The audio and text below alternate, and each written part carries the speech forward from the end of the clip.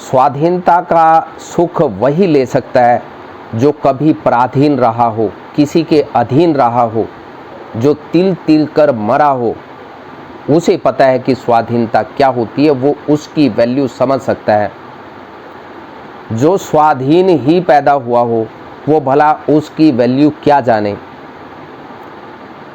एक दिन एक ऊंट किसी प्रकार अपने मालिक से नकेल छुड़ा करके भाग निकला। वह भागा भागा और सीधे पश्चिम की ओर भागता चला गया। जहाँ रास्ते में एक नदी आ गई, वो क्योंकि दौड़ रहा था, रास्ते में नदी आई। अब आगे भागने का रास्ता बंद हो गया। वह रास्ते में हरे भरे खेत, पत्ते, हरी हरी झाड़ियाँ और खूब घने नीम के पेड़ छोड़ आया था। वो चाहता तो पेट भर के वो अपना भोजन खा सकता था, आनंद ले सकता था, छाया का मजा ले सकता था।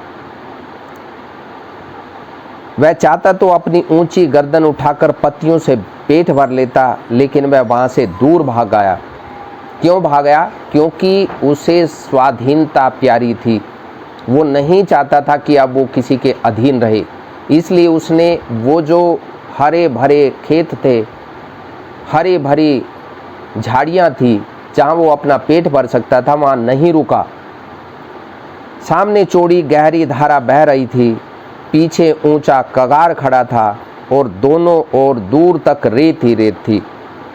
कहीं हरियाली का नाम तक नहीं था। बेचारा ऊंट वहाँ आकर खड़ा हो गया और जब थक गया तो बैठ गया।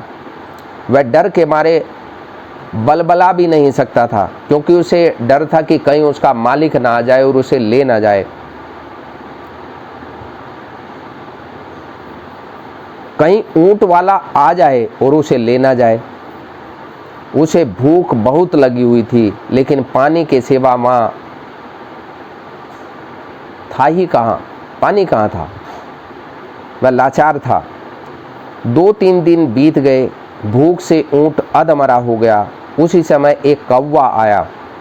उसे ऊंट की दशा पर बहुत तरस आया, दया आ गई। उसने कहा कि ऊंट भाई, मैं उड़ता हूँ, तुम मेरे पीछे पीछे चलो, मैं तुम्हें हरे खेत तक पहुँचा दूँगा।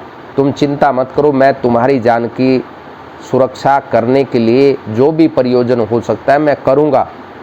ऊंट बहुत प्रसन्न हुआ।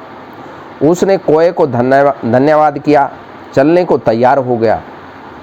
उसी समय उसे याद आया और उसने पूछा, भाई उस खेत में कभी आदमी तो नहीं आता जिस खेत में तुम ले जाने की बात कर रहे हो? कौआ हंस पड़ा। उसने कहा, भला हरा खेत आदमी के बिना संभव है क्या? क्योंकि जहाँ हरा खेत होगा वहाँ आदमी तो होगा ही भाई। तब तो मैं यहीं अच्छा हूँ। ऊँट ने खिन्न होकर जाने से मना कर दिया। यहाँ तो तुम भूखे मर जाओ, कौवे ने समझाया। अरे भाई चलो, यहाँ मर जाओगे तुम, लेकिन यहाँ रात दिन नकेल डालकर कोई सताया तो नहीं करेगा। ऊँट ने संतोष एवं गर्व भरे स्वयं से उत्तर दिया और कहा कि मैं नहीं चलूँगा, मुझे यहाँ मरना मंजूर है, लेकिन मुझे अब बंधना मंजूर नहीं है। इसलिए स्वाधीनता की कीमत वही जान सकता है जो कभी पराधीन रहा हो। इसलिए अगर आप स्वाधीन हैं तो उसकी कद्र करना सीखिए। श्री सीताराम।